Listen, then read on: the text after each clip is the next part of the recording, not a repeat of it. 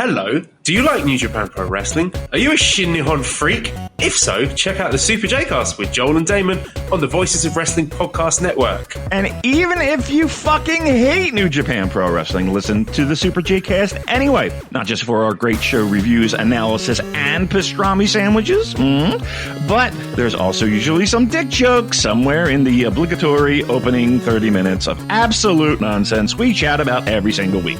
That's the Super J-Cast for all the best talk about New Japan Pro Wrestling, crisps, and pornography. This podcast is a member of the Voices of Wrestling podcasting network. Visit voicesofwrestling.com to hear the rest of our great podcasts, as well as show reviews, columns, opinions, and updates across the world of wrestling.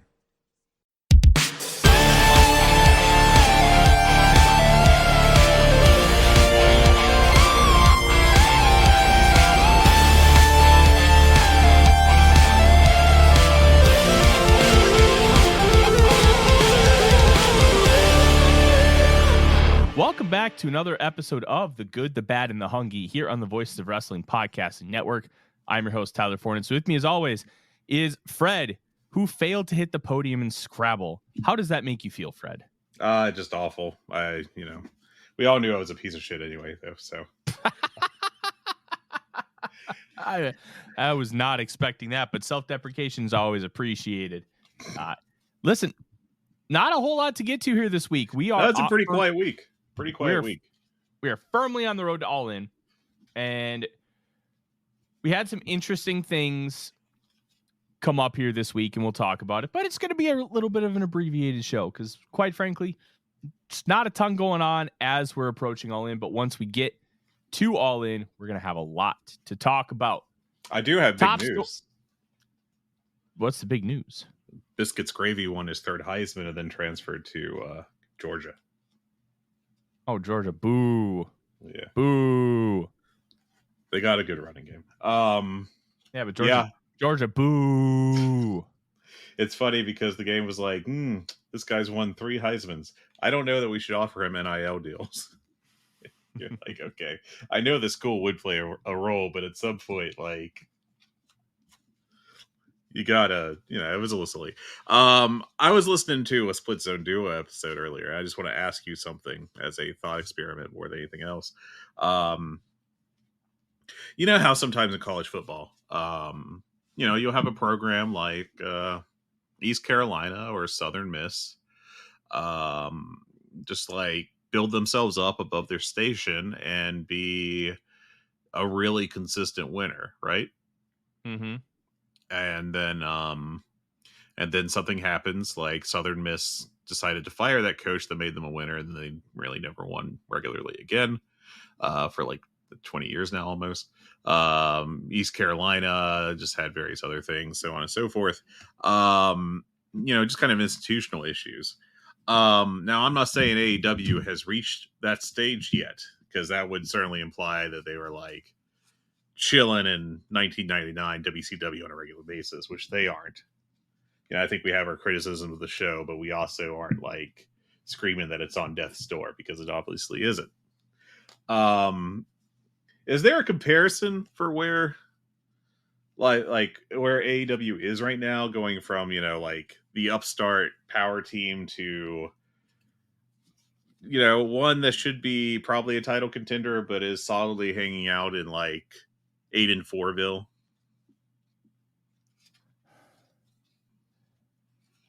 Or is this just the dumbest show opener we've ever done, and I should just throw it in the trash? Well, we will obviously find dumber. In terms of college football,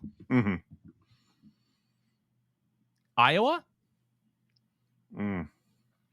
Iowa's consistently good. Their offense stinks, and they get praised for winning football games. And I think that could translate immediately to AEW, because AEW's PR sucks, which is how you play offense in the world of television.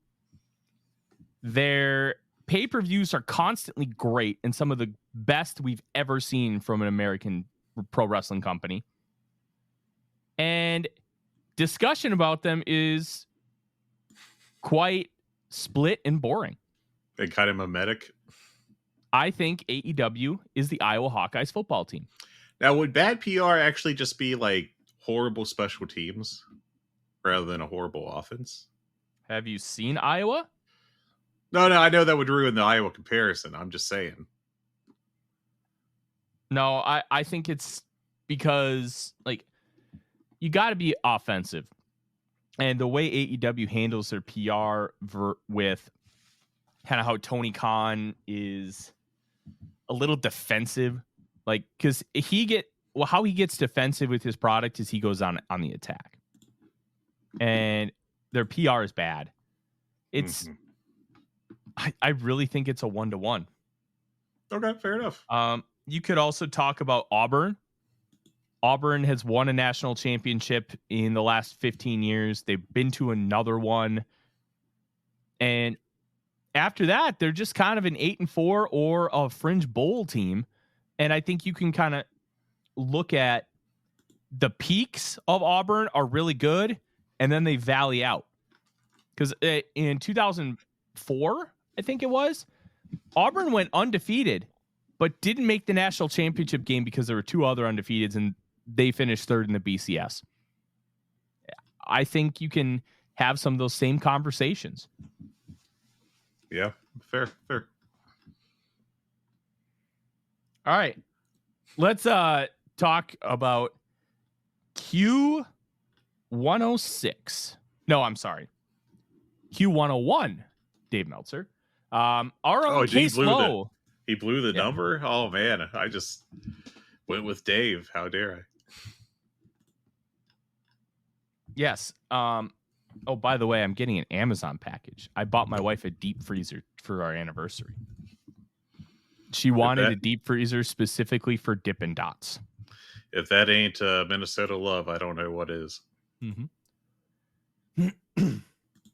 So he goes on with Case Low, host of Open the Voice Gate here on this podcast network, and he is also a producer for a radio station in the Chicago market. And Case Low got a nearly 25-minute interview out of Tony Khan. Yeah. And of course, kudos to Case. He deserves a nice little Montreal Expos hat tip that he talked about the Strong Hearts. I loved that. That was tremendous. Yes, but that was good bit. Look, we're nerds. The biggest thing out of that was that they were on the verge of a big TV deal. And I think that's really important. I also think it's interesting here that True TV is going to do an Adult Swim type block for TNT Sports. Mm-hmm.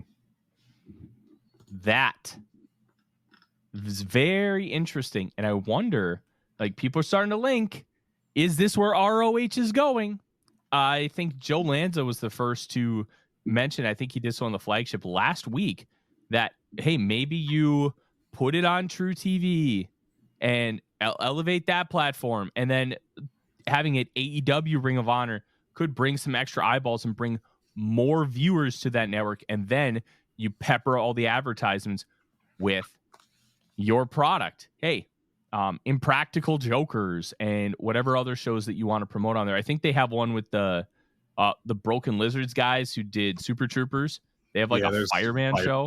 Fire department one. Yeah, good old Farva.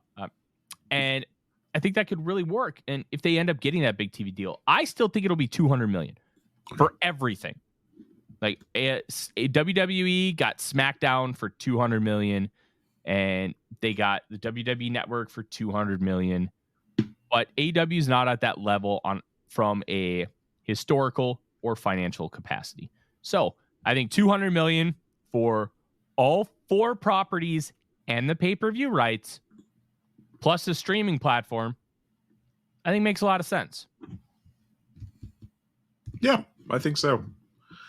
Probably be what? Do you think a 5-year deal? I'd assume 5-year deal.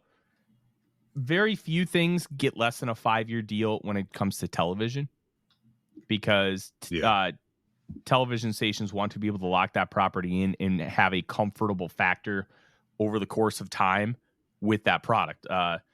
NFL deals usually are 6 to 11 years. WWE has consistently signed about 5-year deals for their television properties. I think even though it's not a 1-to-1 comparison point, it's a good comparison point, Fred, because if WWE is signing that length of deal, why would another television entity want to do a bigger deal? Yeah. They're probably going to look at that. Okay, this is what the market is saying. 5 years. And there you go. Sounds about right. Yeah, that sounds about right. Yes. Very interesting interview. We will have that linked in the show notes for you. And it's a very interesting interview because Case is very good at interviewing because he interviews musicians all the time. So he was ready to rock and roll. And with his wrestling background, it came off really well, informative. Mm-hmm. And you didn't get a ton of like the fluffy bullshit you usually get with Tony Khan, which kudos to Case for the excellent job. Let's move on to some roster news. Lucha Brothers are leaving for WWE. That was reported by Wrestle Purists earlier this week. And look, it shouldn't be a shock. The Lucha Brothers have been with AEW since the inception 5 years ago. And quite frankly, they've gotten stale. And I'm still upset that we never got them as singles. They were just kind of always that middling tag team who can hold the belts, who can be challengers. And they did a great job helping elevate those trios titles with that 7-match series against the Elite. But it's good and healthy for the wrestling business to have that, to have a conversation and to be able to maneuver. So I think it's healthy. I think it's they copyrighted names. I can't remember what the last name is, but Penta was going to be King and Phoenix was going to be Ray. Let me see if I can find it because I thought it was. I think one of them was supposed to be like Animale for Penta. And then there was like Sarah Miedo for Penta and Cuerno for Phoenix, which is interesting considering there's currently a Cuerno in CMLL. Yeah. Very, very, very interesting, the names that they were given. But I also kind of like it. It's different, but it's also very similar. Big breaking news. I apologize. I just saw this. The most important story that we'll talk about all day is AEW files for Meat Mayhem trademark. You said Meat Mayhem? Meat Mayhem. They were going to have Meat Mayhem last year, remember, at Revolution, but then it got canceled. I think it was Revolution. And then they had that sounds right. Yeah, it was earlier this year, actually. And then they did a All-Star Scramble instead. But they were going to have, I guess, like Hobbs and Miro and, various other beefy guys. Yeah. So that is a thing that they did. Look, I love beefy boys slapping meat. I dig it. I dig it a lot. And if you can make that match good, I'd appreciate it. Please and thank you. We'll find out if what that turns into, if that turns into anything. I mean, they'll file trademarks for all kinds of stuff. Yeah. That doesn't necessarily mean that those things are going to come to fruition, but we shall find out. Ricky Starks might be next, though. He might be. And we've been hearing rumors about this for weeks and weeks and weeks. Will it happen? Who knows? But it feels like it's going to. He's a huge Cody guy. He was up in a press box cheering Cody on at WrestleMania. Yeah, he was with Dustin. I mean, I don't think Tony Khan's going to tell either of them you can't go to the show, but obviously they weren't shown on camera, of course. You don't want to be one of the Highlanders who was caught at a TNA show and canned. What a shit show that was all around, by the way. That was hilarious. The Highlanders weren't a bad tag team in WWE either. Yeah, the gimmick was kind of. They got screwed though by both TNA and WWE. They really did. But it wouldn't shock me if Starks goes over there. His push kind of got stalled. And I feel bad for him a little bit. Weird injuries have kept popping up. Plus, I think these guys have too much creative power in AEW. That's like there's the idea that after his tag with Big Bill, that Bill would turn on him, and that was supposed to set up Starks as a big baby face. Is the reporting that's been fairly consistent, and the reporting continues that Starks said no, that he didn't think it really made sense because he and Bill were very much a slapped together tag team. Like that was the kayfabe. That was the story. Was that they just started, like they did that promo where they're like, I don't know when your birthday is, I don't care, and ever since then we've had Bill as the muscle for Jericho, basically as the learning tree gimmick, and Starks has been basically at home, really more or less. He suffered the not concussion, whatever that injury it was in his last match. Where I do believe he went on Twitter or social media and was like, that wasn't a concussion, I'm fine. And we haven't seen him since. So that was the collision loss in March to Top Flight. So I don't know. It's I do think that it's a drop ball by AEW because I honestly believe that at least at two different points he could have been a top of the card guy. Like he just had the momentum going and everything was pretty much clicking for him. But I also think that I don't know how much, but some amount of the blame does have to go to Starks because if it's true that he made the decision to shoot that storyline down and not participate in it, and then one assumes, this is 100% an assumption at this point, but one assumes just not really pitch anything else, then the tea leaves that we're left with, I can only read it like he wants to go to WWE, which fair if you feel like you'll do better there. And I do think it's beneficial to jump back and forth. It is good in general.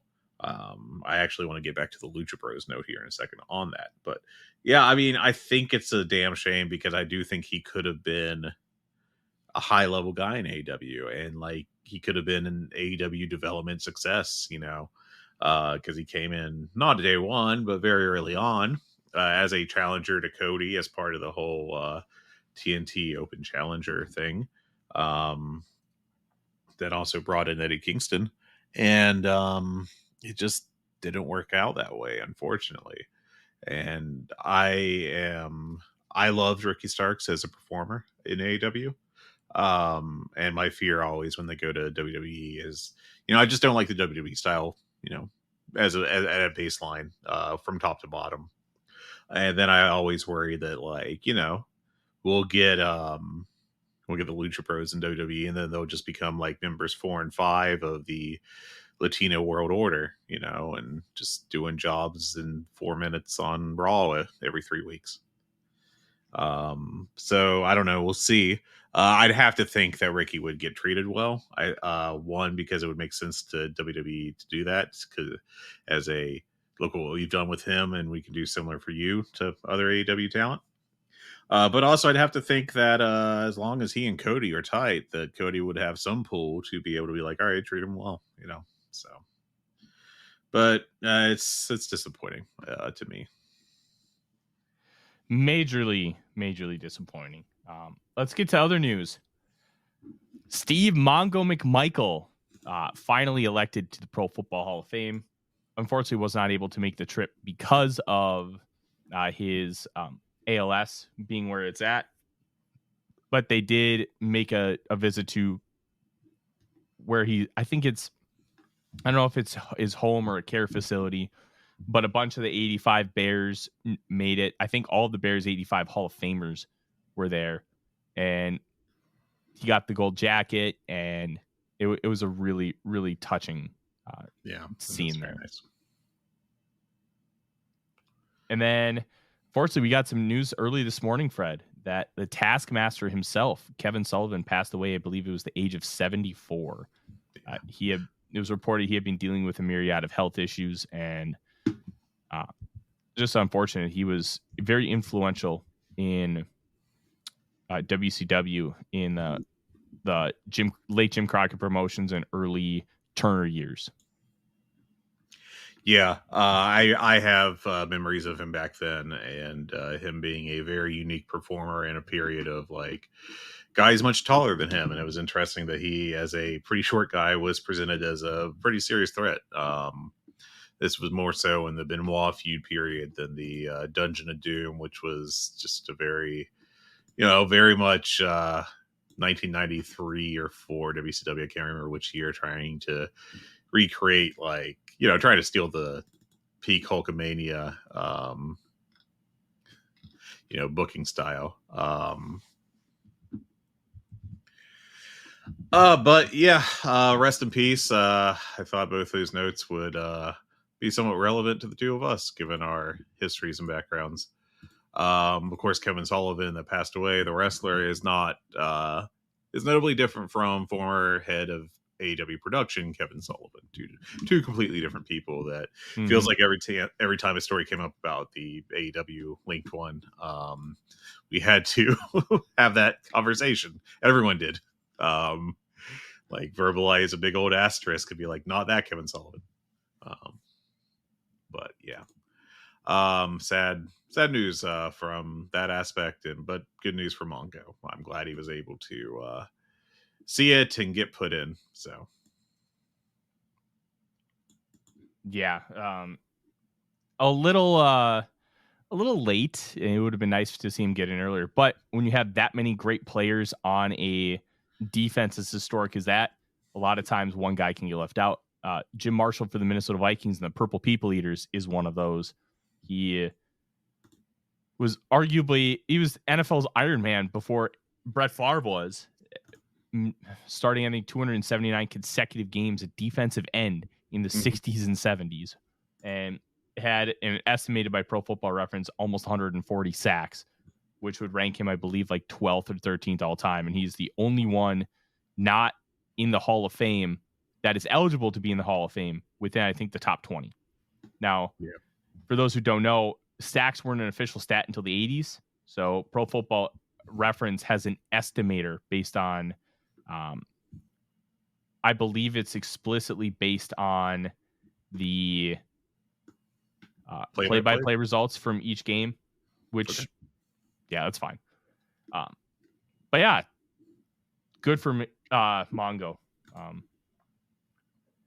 This is an interesting one, Fred, and it's going to have a ripple effect potentially on All Elite Wrestling.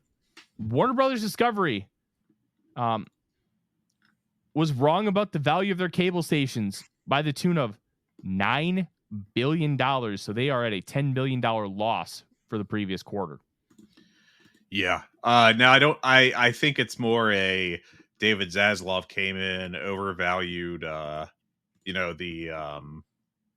the value of cable TV, made a bunch of purchases related to this, especially around acquiring Turner Media. And then, then now they're like, geez, no, man, we messed up. I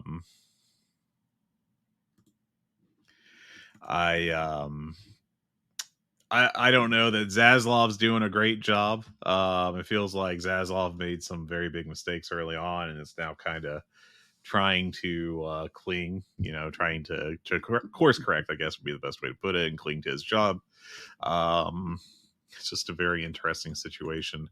But I don't think it'll negatively really hurt AEW.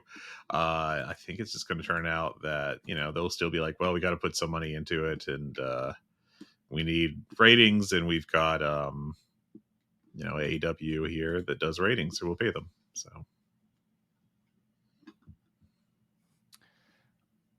I'm intrigued to see what ends up happening, but these companies always seem to find the money. Plus, they don't have to like put money in escrow or anything.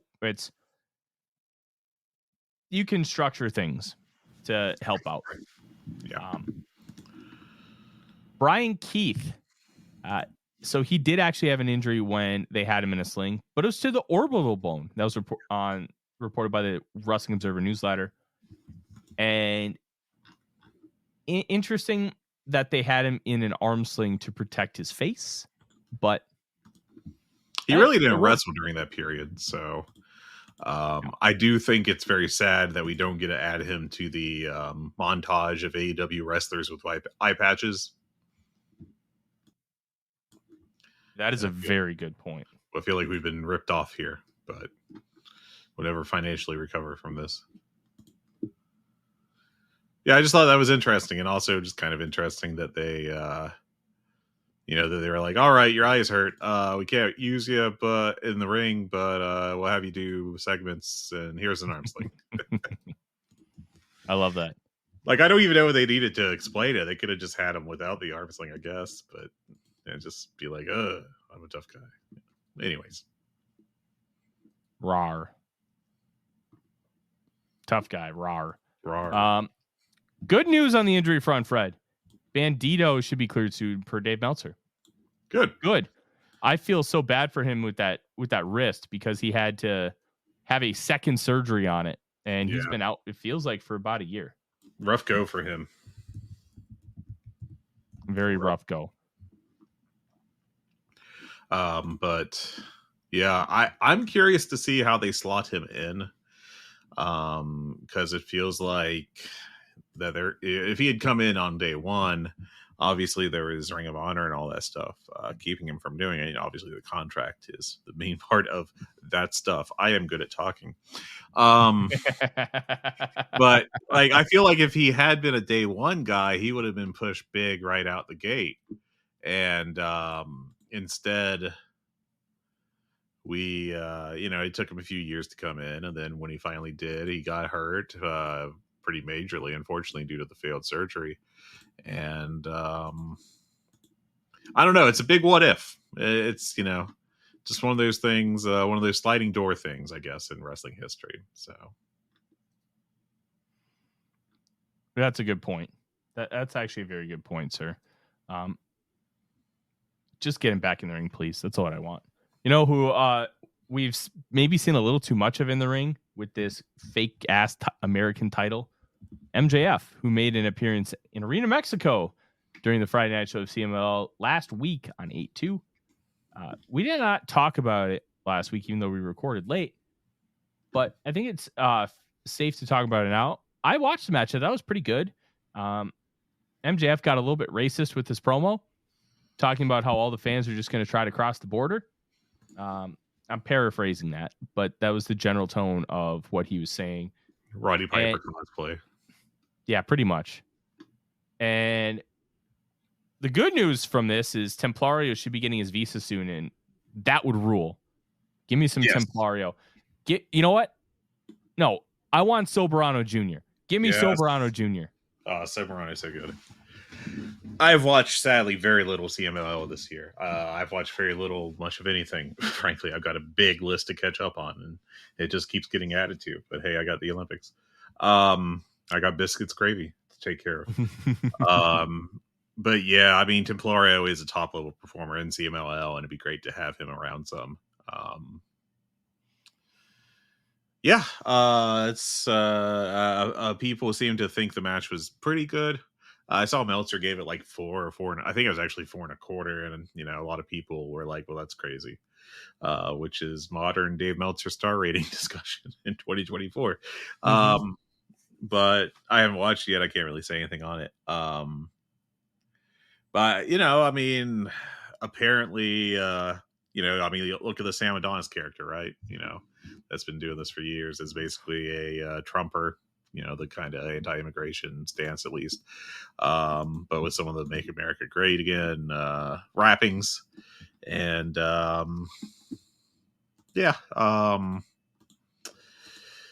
it seems like also the reception in Mexico to that kind of promo is like, what a ridiculous kind of part of the show, like just rolling with it, I guess. Is kind of the general impression I've got from reading people like Cubs and it feels like knowers. Yeah, they're treating this the same way they treat Jeff Jarrett for throwing tortillas. Right. Yeah. Whether right or wrong, that's just kind of the tone from what I get from it. Yeah. Yeah. Yeah. Would be for the best if we didn't do it, frankly. But Mm-hmm. there is a reason, I guess. You could not like the reason. That's good. But anyways, yeah, and last thing, I noticed this while watching Dynamite. AEW talent, especially Will Ospreay, are being used to promote a new show on the Turner Networks called TNT Overdrive, which basically looks like Cops meets America's Funniest Home Videos, in which it's just clips of people doing dumb shit.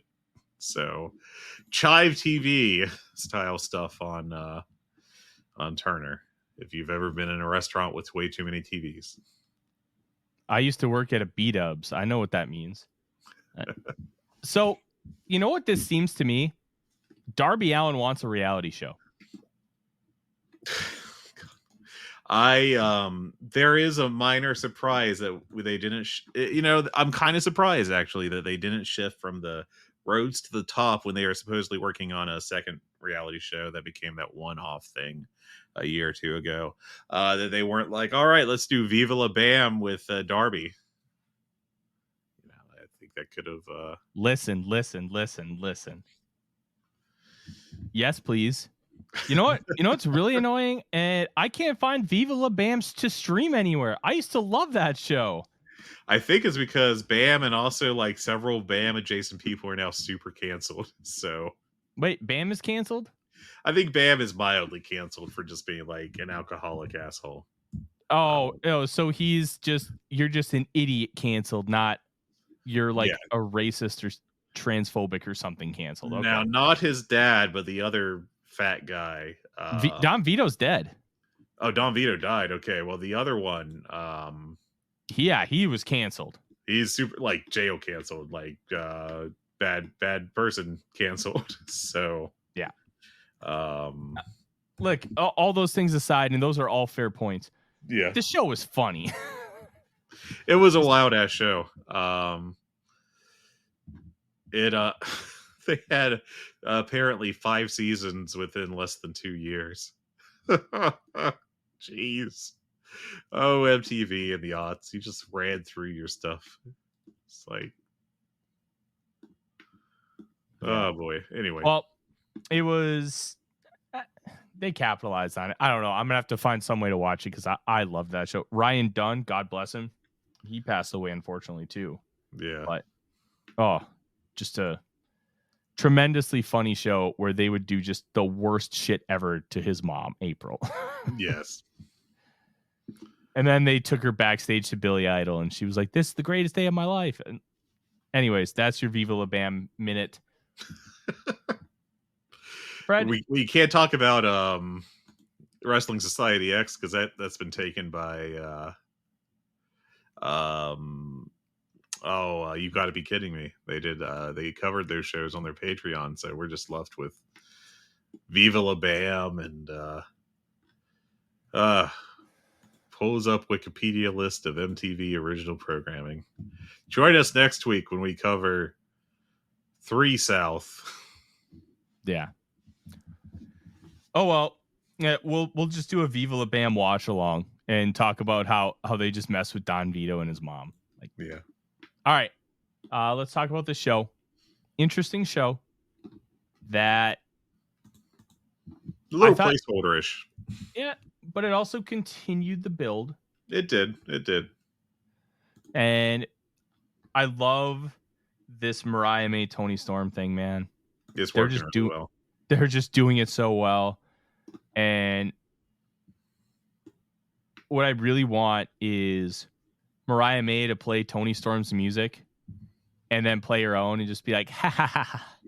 And then Tony Storm plays her old music and comes out and just dresses like a badass and wants to go kill her. That's what I want. Of note is that Tony Storm just kind of dressed like a person this week and wasn't, full blown darling, magnetic. So does that mean anything? I guess we'll see. They've done a tremendous job with this feud. Yeah, it's the best one they got going right now, I think. I mean, Danielson Swerve is going to be a great match, but I just don't think the storyline is clicking quite the same at all. Yeah. I can't wait for that match. And another match I can't wait for is Bryan Danielson versus Swerve. That match, That's going to be great. I need to see it from start to finish because I saw clips. The match with Jeff Jarrett, that was fun. I like that match quite a bit. I thought that I don't think it had some good peaks, but I also I didn't. This was a show without anything that hit 4 stars for me on any real level. I thought this was like one of a couple matches that went like 3 3/4, along with the MJF one, and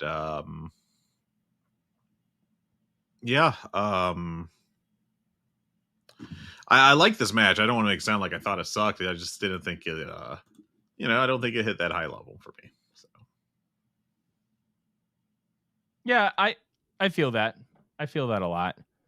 And I think that the build to this match has been odd.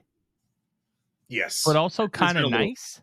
Yes, that's kind of where I am. Like it's a slightly weird build, but at the same time, I don't know. I think it's not like a disaster by a stretch. I just think it's kind of okay. Like this is not particularly creative, I guess. Yeah, which frankly isn't inherently a bad thing.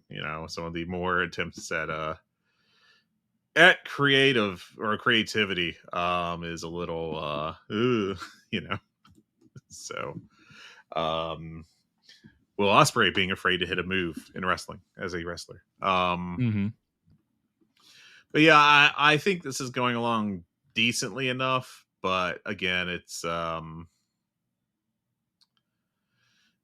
don't think it's like one of their best storylines ever at the same time. Yeah. And I think that's a really good way to phrase it, because at the end of the day, it's boring, but boring isn't always bad. Yeah. And I wouldn't say it's inherently boring. I think like obviously we're getting pretty good matches out of it and all that. Sorry, I just think it's generic. There we go. That's much better. Yeah. Generic's a better word for that, because yes, like sometimes the best stories are the simple ones. Yeah. You don't need to convolute things. You don't need to involve a friendship bracelet. You just need, I want to prove I'm the fucking best. And I'm going to do that. And I'm going to beat your ass. But I need to get myself right to get there. It's kind of like Rocky 3. After he gets his ass whooped by, I can't remember Mr. T's character at the moment. He gets his ass whooped, and then he goes to Apollo, and Apollo teaches him how to, be a boxer and use his feet. And then he goes back and he wins. But he had to find himself, and the journey to find himself was so important.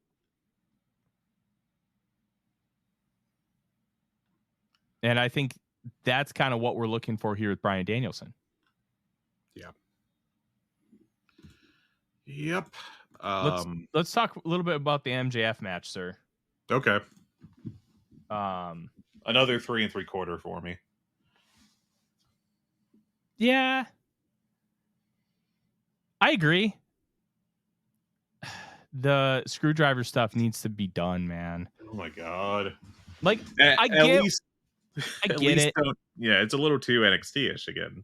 I feel like we use that too often, but like, I'm not even the staring at it, like, oh, it's not NXT-ish. It's they're using the same thing over and over and over and over and over now, again. I could see this particular instance being a point, because I think Fletcher's going to turn on Ospreay. That's kind of the vibe I'm getting. So I could see them like drawing the parallel here, but then Fletcher loses the match, and that can play a role in him turning eventually. I just think it's a little too. You remember the John Lovett's SNL sketch, "The Master Thespian," No. Well, where maybe I do. he played like a so-called great actor, and he'd do some basic acting, and then he'd be like acting. Like I feel like that's kind of what we got going here. It just this kind of stuff is just like, all right, Kyle, go out there and do some acting.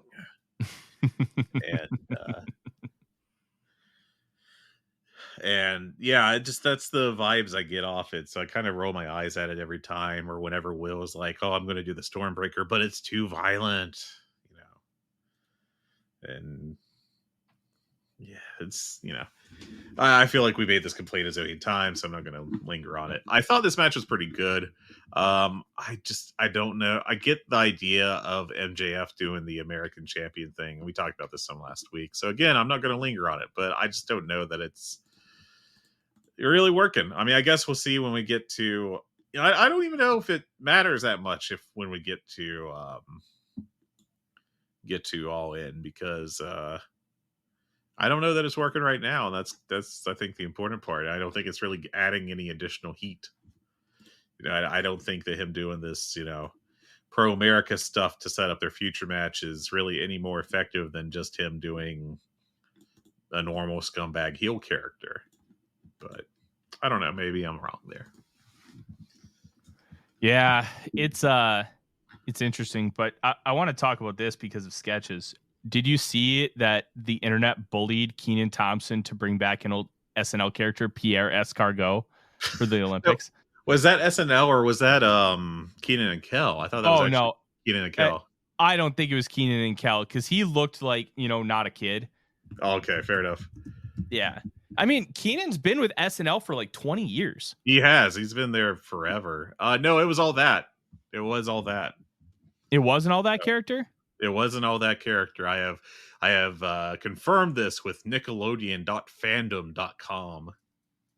God, fan sites rock sometimes, man. But no, bullying. They're really useful. Bullying works.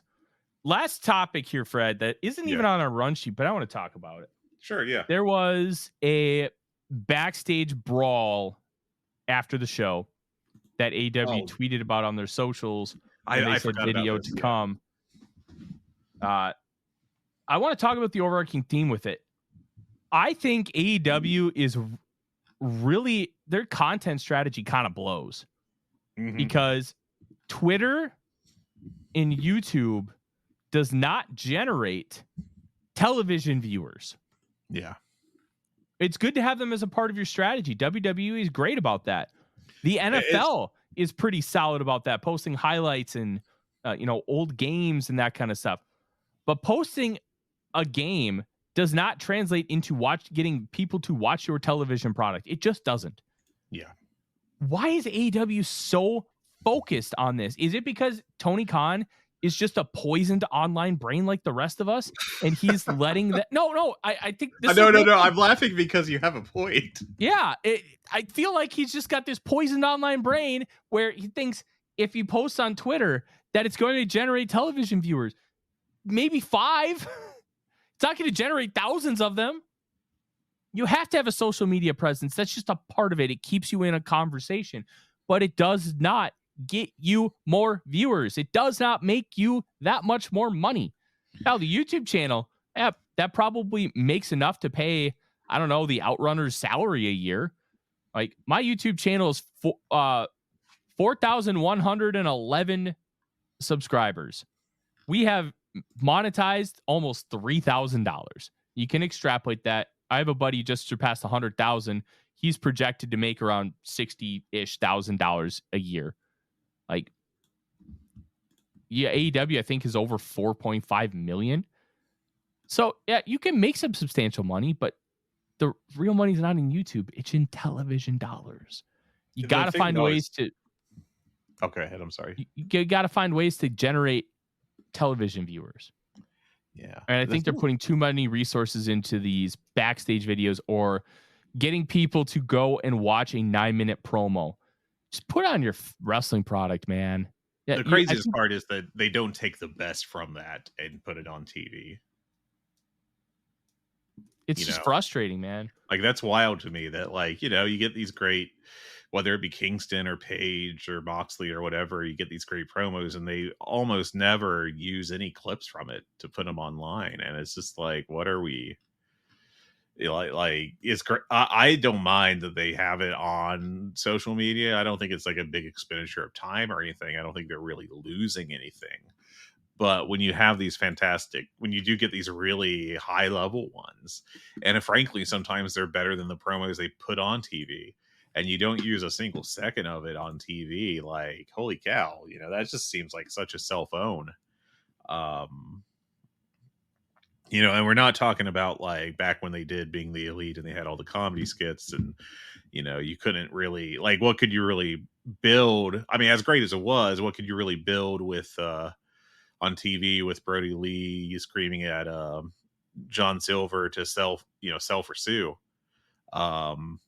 As great of a moment as that was, like, that's not going to set up any angles. RJ's show, hey EW, as great as it is, and I think it's great practically every week. Hey, hold on. That is friend of the show, RJ City. It is. But my point is that, like, I get why they don't put that on TV, because, like, him goofing around with whoever isn't really going to set up a storyline, right? Now, I think it's fair to clarify the point. I don't think they shouldn't ever do any of this stuff. I think there's too much of a focus on it. Now, see, I would argue that actually the problem is there isn't enough of a focus on using it. So, no, it's because they're expecting this YouTube traffic to become a part of television storylines, and that's not helping really increase your viewership at all. I think are they expecting that though? Because I do, because of how their content strategy has been. At this point in time, you'd think they'd know that it doesn't, that whatever effect it does have is not that great, not that meaningful. It's their equivalent of the, old WWE network era. Like, we have affinity with 80 gazillion people. Yeah. And you're like, well, why is your ratings 2 million? I don't think it's a problem to put the stuff together. It doesn't seem like it takes that much effort to, like, grab Hangman like right after his match when he's covered in blood and have him cut a promo. It just drives me bonkers that when it's a really good promo, they're like, all right, that's in the can, it's going on Twitter, and we'll never mention it again.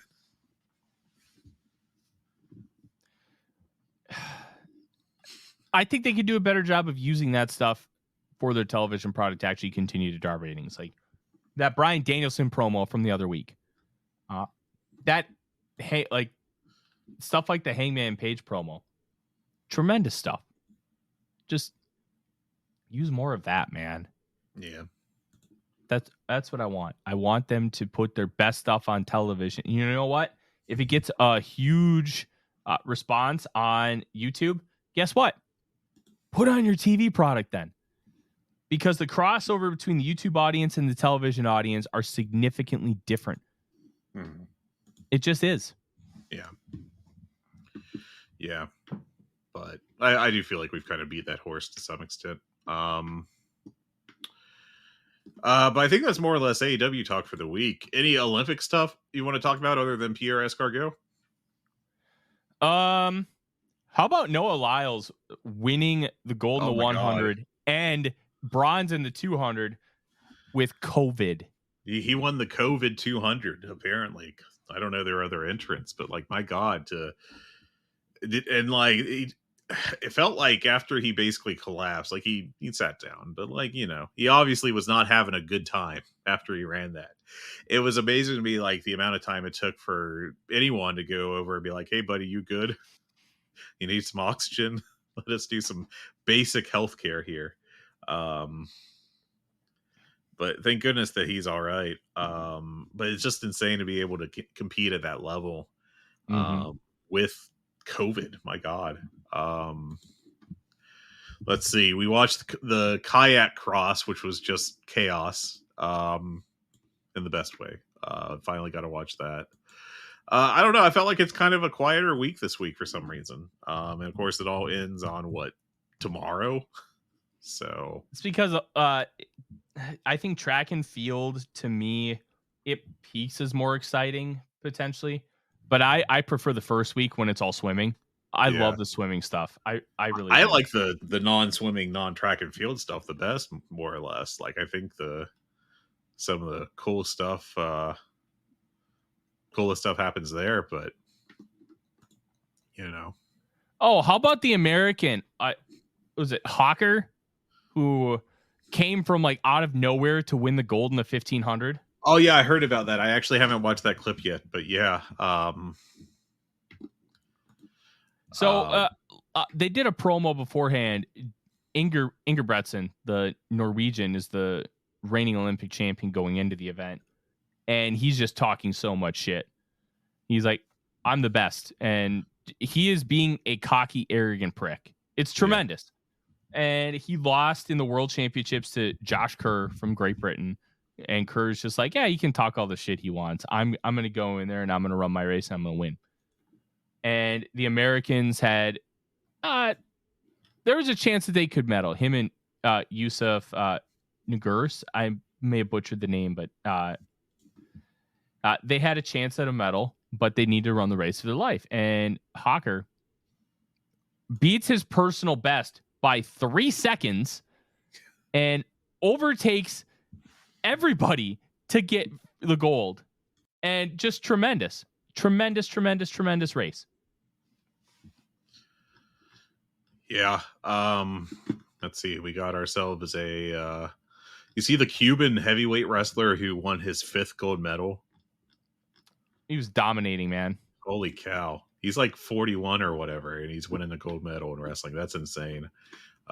We had the one woman wrestler for the U.S. do a pretty damn fantastic job. Let's see. I need to watch some of this kite sailing. That looks nuts. Canoe sprint. Oh my God. This guy's just standing in his canoe going at it. Crazy. My wife is super excited for breaking. We're probably going to watch the qualifying for breaking. And I say it like that, not because it's not a knock on the sport. It's because it's a wacky sport. I'm telling you, the Olympics is at its best when you get the wacky stuff. Or the, just the off, I guess offbeat sports, just like the unusual ones. I'm far more into like the hammer throw than most sprinting, I guess. Maybe I'm just a weirdo, but yeah, you hear about the what was she? One member of the, I want to say, Paraguayan swimming team, after they finished their events, but while her teammates were still racing, was like, well, I'm done. Left, went to Disneyland, France, and got kicked off the team and sent home as a result. Incredible. Yes. Incredible. All right. Yeah. Oh, did you also hear that swimmers who swam in the triathlon in the Rhine were getting E. coli? Yeah. Did you hear about, I think he was American, the guy before the competition was like, yeah, I tried not washing my hands after I used the bathroom to microdose myself. That's not how this works. My wife, who is an infectious disease physician, heard that and her eyeballs about rolled out her head. So, microdose. That's incredible. That's the quote of the Olympics. But yeah, like Belgium, I think it was like, we're not going to kill our athletes. No thanks. And everyone else was like, well, best of luck to you and your gut. We're all rooting for you. I love it. Oh, boy. Microdosing. Oh, my God. I know, right? Anyways, I think that's more or less the Olympic beat, which ends sadly. It's been nice having like daytime goofball stuff on TV. It's just when I'm working at home and have that on as background noise, just being able to look up and be like, oh, they're doing sailing. I love it. Absolutely love it. Well, that's the show. We'll probably have an Olympic roundup at some point next week. And a lot of really cool stuff coming in AEW, including the second annual All In at Wembley Stadium. Hopefully they can pack over 50,000 people there. And look, if they get 50,000 in that building a year after getting the ticket distribution of 81,000, I think the turnstile count was almost 73. It's a big win for AEW. Still weird that turnstile count became like a news item, and people are like, "Oh, they're lying about their attendance." What a time we live in, Tyler. Very stupid time. Yeah, absolutely. We are living in a stupid time, and thank you for listening to our stupid show. Give us a 5-star review on all your podcast platforms. We greatly appreciate you listening. We will be back next week. Take care. God bless. See y'all.